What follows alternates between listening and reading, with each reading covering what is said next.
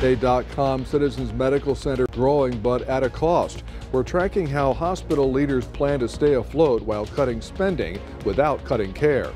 A local woman says a rural road is falling apart, what she's seen after decades living on J2 Ranch Road.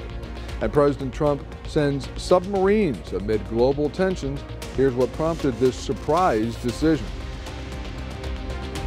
Well, it's the first day of August and temperatures were very hot today, but we're going to be seeing some shower activity possible tomorrow. I'll be talking about that coming up in weather. And the first day of volleyball practices began across the state of Texas. We'll highlight Victoria West volleyball later on in sports. You're watching 25 News now at 10. Good evening and thank you for joining us. I'm Don Brubaker. Shauna Curry is on assignment. We're continuing our coverage of Citizens Medical Center's finances as the hospital expands. The hospital's had a loss of operating income the last 3 years, but in 2 of those years it made up the difference with COVID-19 relief funds, interest income, asset sales, and donations. Another big hit was the sale of 4 nursing homes they partnered with under a state quality care program. That alone cut about $2 million a year in income. With pandemic funding gone and costs still high, leaders say they're tightening spending, renegotiating contracts, and finding smarter ways to save without cutting care. A dog is in quarantine after biting a woman who was out walking her own dog Thursday morning on John Stockbauer. Animal Care Services says a small terrier mix got into a scuffle with the woman's dog and bit her on the arm when she tried to break it up. The bite was minor and she was treated and released.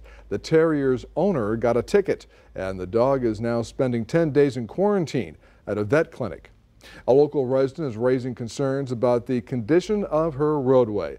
Neldine Matusevich has lived on J2 Ranch Road in Inez for more than 40 years. She says in recent years, trucks carrying heavy equipment to solar farms under construction in the area are causing significant damage to the road. The Precinct 4 County Commissioner, Kenneth Sexton, says several steps were taken to address the issue, including lowering the speed limit for commercial vehicles and extra law enforcement patrols. Just don't even want to come out there and say your road is so bad. That's sort of not very pleasant to hear. I want the road fixed. I want it paved. Sexton is also in ongoing communication with the solar farm's project manager in an effort to have the company cover a majority of the cost to have the roadway repaired. He says if they don't agree, he will take further action, including possibly filing a lawsuit. Here's a viewer poll tonight. Question is, how responsible are trucking companies for local road damage? Full responsibility, partial responsibility, little or no responsibility? Well, all day, partial responsibility has been in the lead in the voting, but right now that lead is pretty shorter, is much shorter than it was before. Only 58% believe partial responsibility for trucking companies for local road damage. We want to hear from you. Visit crossroadstoday.com/vote to take part, and we thank you for voting. The City of Victoria is upgrading Pine Street Park at 802 East Pine Street. The project includes a larger shaded play area with rubber surfacing and accessible features like an ADA transfer station. The basketball court will be renovated, soccer goals replaced, and new backstops added. Construction starts August 14th and finishes in September. The park will stay open during work. This upgrade follows improvements at Brownson and Ted B. Reed parks, with more projects planned for Meadow Lane and Children's Park. Contact Victoria Parks and Recreation for details. Wharton County deputies responded to reports of a 2-vehicle crash Thursday on State Highway 60 near FM 2919. Authorities say a gray Jeep Cherokee driven by a Kendleton resident was traveling northbound when the driver tried to pass another vehicle when it was unsafe to do so. It crashed into a Ford F-350 that was traveling southbound. The Kendleton resident was transported to a Houston hospital with serious injuries. The driver of the Ford F-350 was transported to a Wharton hospital with minor injuries. Thursday in Mission, Texas DPS, the Texas Military Department, and U.S. Border Patrol apprehended 3 Chinese nationals during a joint anti-smuggling operation. The 3 were about to be picked up and transported by an unsuspecting Uber driver who was not involved and was later released. Authorities report smuggling organizations continue to use ride-share services to carry out criminal activity. After more than a decade of public service, DeWitt County Judge Daryl Fowler officially announced that he will not seek a sixth term in office. The longtime judge stated in recent months that he was considering stepping down. First elected in 2011, Fowler guided the county through the challenges of the Eagle Ford shale oil boom, implementing policies that strengthened both infrastructure and long-term financial health. Time to check out our weather. Let's go to Jacob Lozano with a first look at the forecast.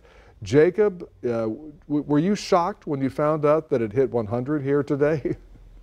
Wasn't necessarily that shocked, but it is that time of the year, and it is August 1st, and what a surprise. 100 degrees was what we saw today for our high here at the airport. It was about 102, 103 in the city specifically, but this is where it counts here at the airport. This is what the National Weather Service sees. 4 degrees above average.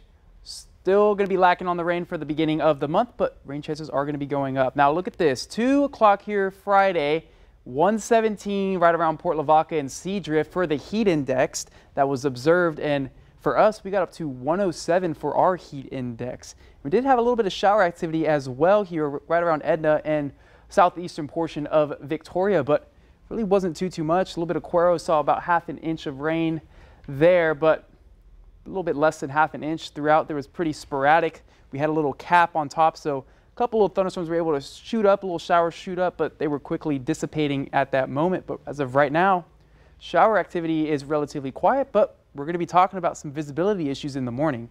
Dawn? Jacob, thank you. Now in Central Texas, convicted Jeffrey Epstein accomplice Ghislaine Maxwell was moved to a federal prison in Bryan. Maxwell was serving a 20-year prison sentence in Florida. The move comes a week after Maxwell met in private with Deputy Attorney General Todd Blanche at the U.S. Attorney's Office in Tallahassee, Florida.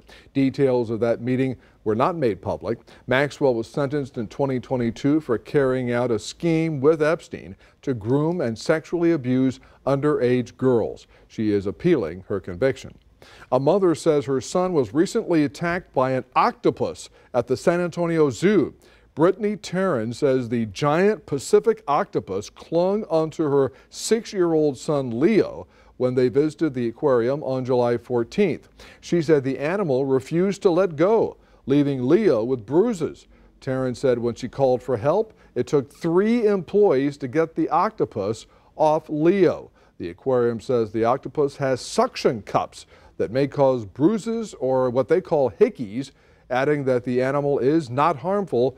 Taryn is calling for the octopus to be moved to a rescue and away from touch and feel tanks. Texas lawmakers voted unanimously to advance Senate Bill 15, which seeks to prevent the use of fraudulent deeds to sell someone else's property or take out loans. To read this full Texas Tribune article, visit our website, crossroadstoday.com. President Trump says he is ordering the deployment of 2 nuclear submarines. In a social media post, the president said he ordered the move in response to what he called, quote, highly provocative statements, unquote, from former Russian President Dmitry Medvedev. Medvedev, who now serves as Russia's Security Council deputy chairman, posted Thursday about Russia's so-called dead hand system, a secret automatic or semi-automatic nuclear weapons control system developed during the Cold War. Medvedev's post seemed to respond to a Trump post from earlier in the day, saying he doesn't care if India and Russia, quote, take their dead economies down together, unquote. A federal judge today paused the Trump administration's effort to speed up deportations for migrants who entered legally through humanitarian parole programs. The lawsuit challenges how what is called expedited removal was applied to migrants who were following the rules. Immigration advocates warn this policy could affect over 2 million people, including those fleeing persecution and trying to stay in the U.S. legally. Experts say this case is one of the first major legal challenges to the administration's immigration policies and could set a precedent on executive power. On the heels of a jobs report that showed a hiring slowdown in recent months, President Trump fired the head of the Bureau of Labor Statistics, calling their numbers fake. This as uncertainty looms over the economy as President Trump imposed new tariffs on dozens of countries, including some of America's closest trading partners. Those tariffs will go into effect August 7th, not today as originally planned. ABC's Melissa Adan explains. President Trump abruptly firing Erica McIntarfer, the nonpartisan commissioner of the Bureau of Labor Statistics, claiming without providing evidence that Friday's weaker than expected jobs report was, quote, manipulated. McIntarfer was confirmed by Senate last year in an overwhelmingly bipartisan vote. ABC's John Carl pressing the president. Mr. President, why did you fire the head of the Bureau of Labor Statistics? Because I think her numbers were wrong. Just like I thought her numbers were wrong before the election, days before the election. President Trump writing on social media that McIntarfer will be replaced, claiming without providing evidence, important numbers like this must be fair and accurate. They can't be manipulated for political purposes. But many economists expressed alarm at the firing, worried that President Trump is now trying to manipulate the numbers. It's not the statistician's fault if the numbers are accurate and that they're not what the president had hoped for. The move comes after the jobs report showed that the unemployment rate has risen to 4.2%, with the economy adding 73,000 new jobs in the month of July, less than expected. And jobs reports for May and June revised downward, meaning less jobs were added in those months than previously reported. And stocks tumbling as investors responded to the jobs report and Trump's new tariffs, now set to take effect next week. The new tariffs impacting nearly 70 countries by raising the tax by at least 10% to as high as 40% on imported products. A federal appeals court is raising questions over Trump's authority to impose tariffs without congressional approval. Melissa Adan, ABC News, Los Angeles. A Miami jury decided that Elon Musk's car company Tesla was partly responsible for a deadly crash in Florida involving its autopilot driver assist technology and must pay the victims more than $240 million in damages. The federal jury held that Tesla bore significant responsibility because its technology failed and that not all the blame can be put on a reckless driver. The driver had been looking for a dropped cell phone when he hit a young couple out gazing at the stars. Lawyers for Tesla said the company will appeal. Officials say 4 people are dead following a shooting at a bar in Anaconda, Montana Friday. Officials identified the suspect as 45-year-old Michael Brown, who remains at large. Police believe he is armed and dangerous. Details about what led up to the shooting were not immediately available. In a post on social media, Governor Greg Gianforte says he is monitoring the situation. Remember to subscribe to our YouTube channel, Crossroads Today. Hit the like button and click the notification bell. Then you can see Crossroads Today on YouTube. And stay with us. Coming up on 25 News Now at 10, the air around us could be a threat. How a new study connects air pollution to a rising health risk. Also ahead, new controversy over CDC vaccine policies. What a leaked email reveals about the agency's shift in approach.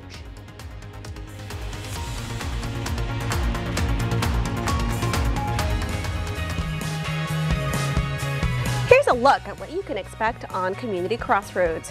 We hear from the City of Victoria, the Salvation Army of Victoria, the Food Bank of the Golden Crescent, and Port Lavaca Main Street. It's the first play that I've ever directed before. I've acted in plays pretty much my whole life, but it was just the first play I've directed in, and it's been a learning curve.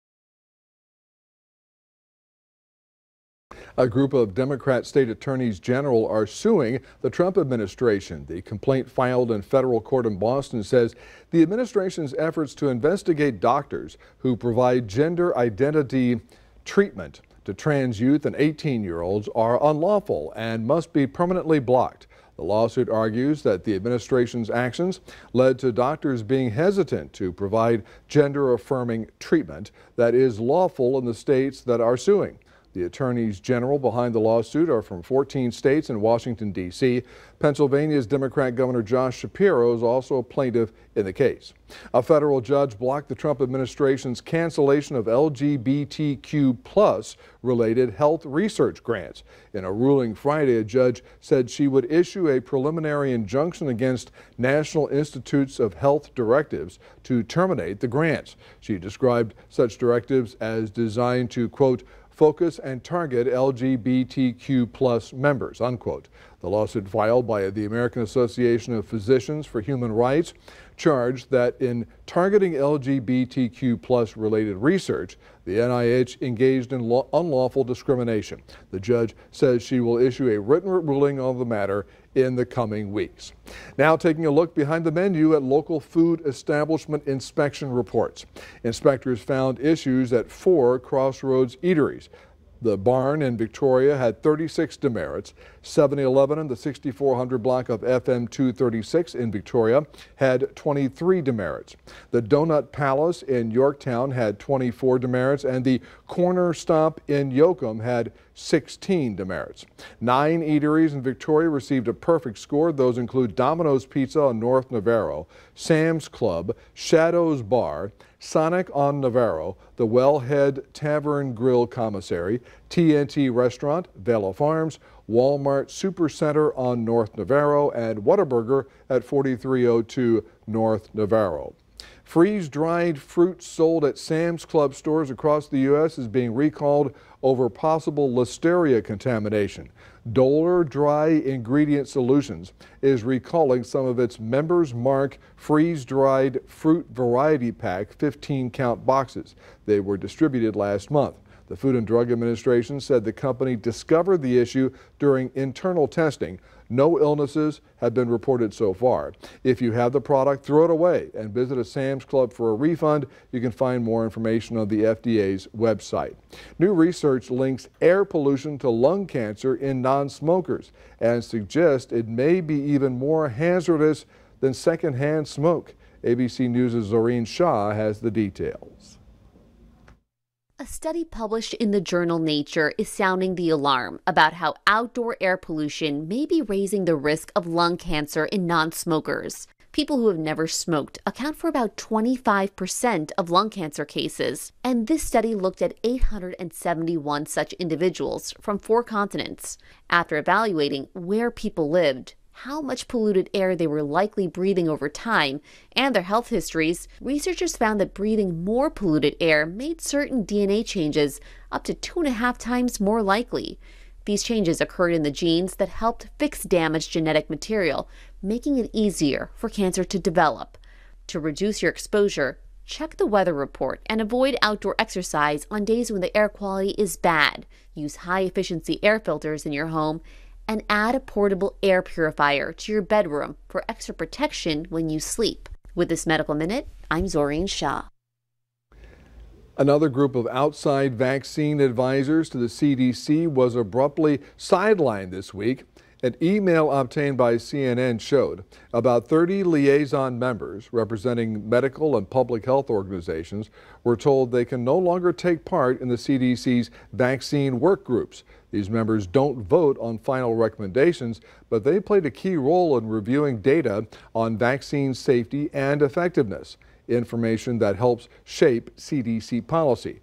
8 groups issued a joint statement saying they're, quote, deeply disappointed and alarmed to be excluded from that scientific review process.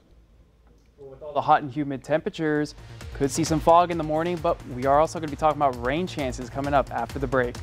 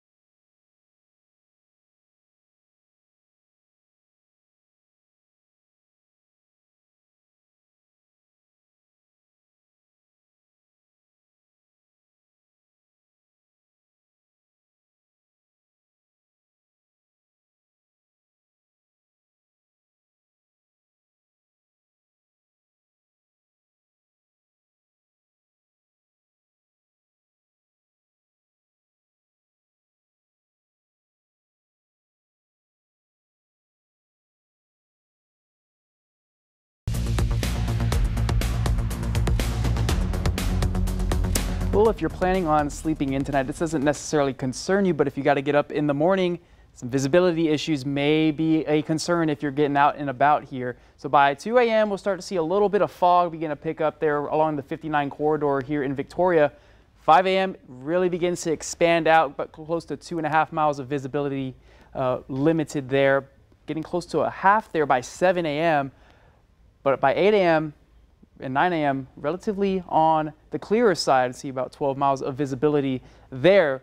But besides that, we're going to be talking about the rain here for tomorrow. We have this stalled frontal system here, and the only reason the rain didn't really make its way all the way down here is the mid-level winds weren't necessarily strong enough. Now tomorrow the mid-level winds will be picking up, so we'll see a push of the cloud cover that comes up with the showers and thunderstorms begin to push down towards our area here, and I'll show you here, right here on what Future Tracker is showing. There's the line of showers and thunderstorms that are popping up along the I-10 corridor here by 3 p.m. and there it is, 7 p.m. It makes it all the way down here with a line of scattered showers and thunderstorms for us.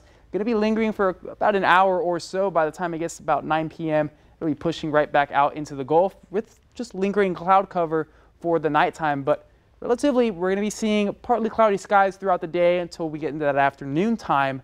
That's when we'll start to see showers and thunderstorms pop up.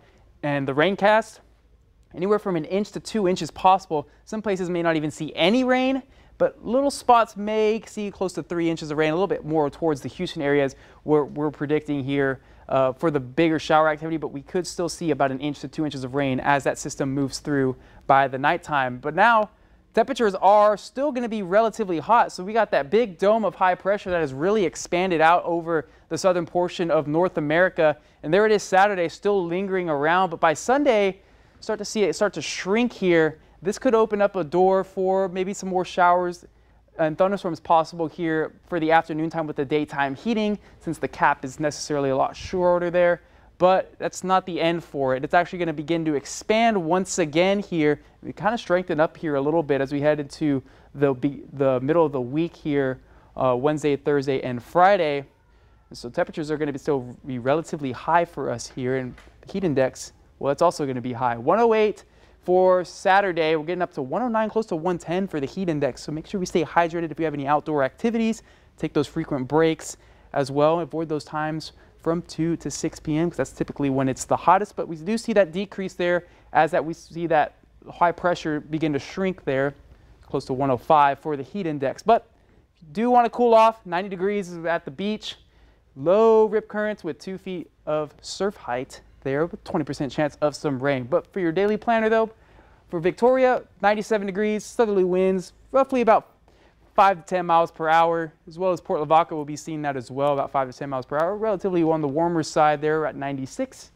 Schools Cuero getting around that 96 degree temperature. But next 7 days, a decrease in temperatures. We're going to keep that 20% going through Sunday and Monday and Tuesday. But when that high pressure begins to make its way back here, start to see a little decrease in that shower activity, but temperatures are still going to be in the mid-90s. Now, don't forget to scan the QR code for more news, weather, and sports. And Max got some football for us. That's right there, Jacob, because we're only 1 month away until we get to talk about their Ferrio Bobcats team. If they can make a run to the 2A Division I championship this season, we'll look at their team coming up in sports.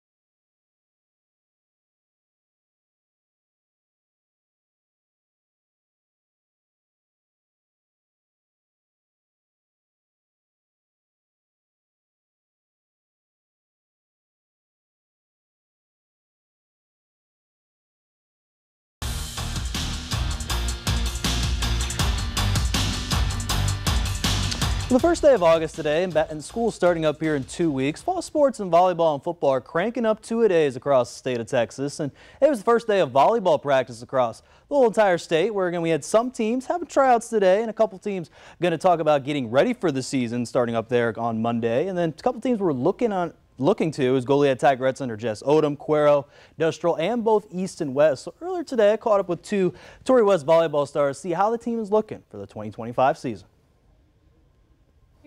You know, we lost 3 of our important players, our libero and our outside hitter and our setter, but we have our returning juniors stepping up to fill in those positions and our sophomores too.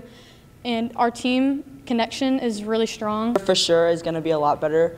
We didn't know how to expect losing our 3 main players last year, our 3 seniors, but first day of tryouts, I think we're going to have a really good, solid team this year.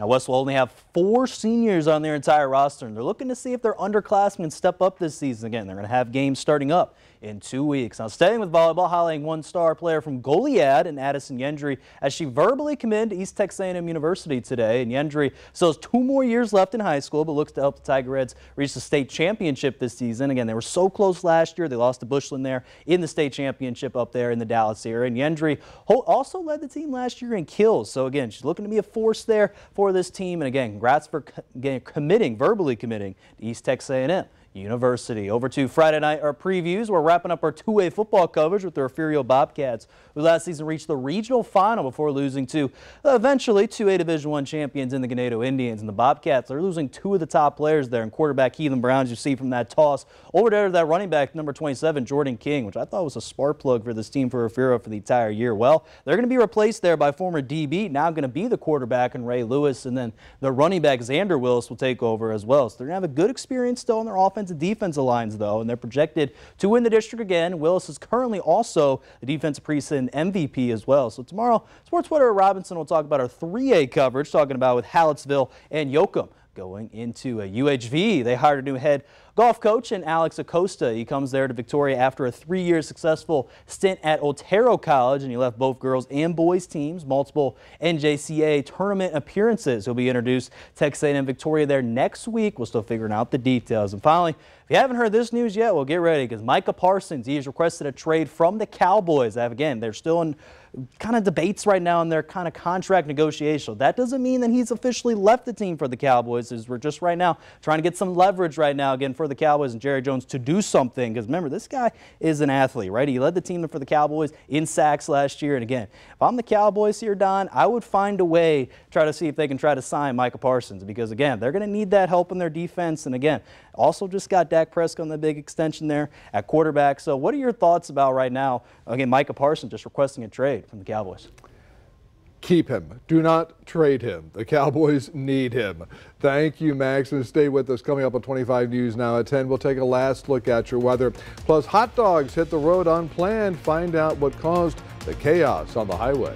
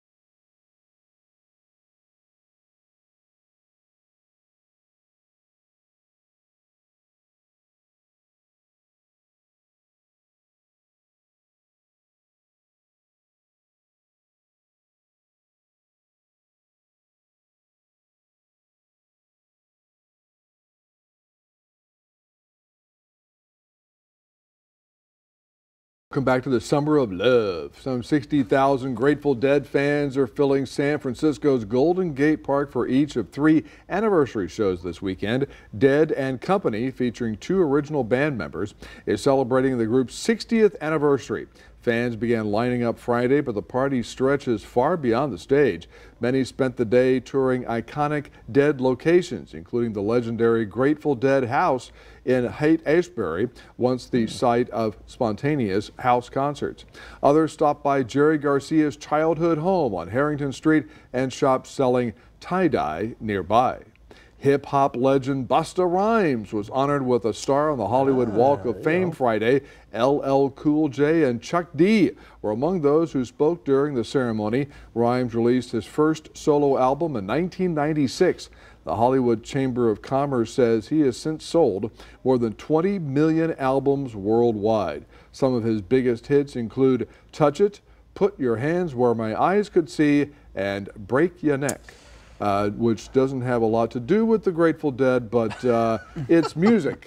It's all music, and that's what it is. And it would be music to our ears to have a little bit of a cooling situation, and maybe to have some rain in there. Well, cooling situation, maybe. Rain, looking likely though. We got 30% here for Saturday. We're watching a line of showers and thunderstorms that are going to be moving in about the evening time, so it'll be relatively cool for the evening. But it's going to be 99 for the high. Could see triple digits again like we saw today. Heat index is going to be right around 105, 108. So hot, hot, hot. We're in August. That's right. All right. Thank you, Jacob. And this story we thought cut the mustard. A truckload of hot dogs spill onto a Pennsylvania interstate today. A tractor trailer crash this morning left thousands of hot dogs scattered across the highway. It happened in Shrewsbury, Pennsylvania, after the tractor trailer carrying the meat had an unspecified mechanical issue, causing it to hit another car and then scrape along the concrete divider, spilling the hot dogs across the roadway. Wow. That's a lot of hot dogs. That's taking the whole highway on that. As Jacob was saying earlier, boy, if Joey Chestnut had been going by there, I think he would have made a few stops. Joey would have cleaned up the road for us there. Another world record, why not? Oh yeah, might as well. All right, thanks guys, and thanks for watching. Join 25 News this weekend, 25 News Now this weekend, and on our website, crossroadstoday.com. Thanks for watching. Have a great weekend. Jimmy Kimmel Live starts now.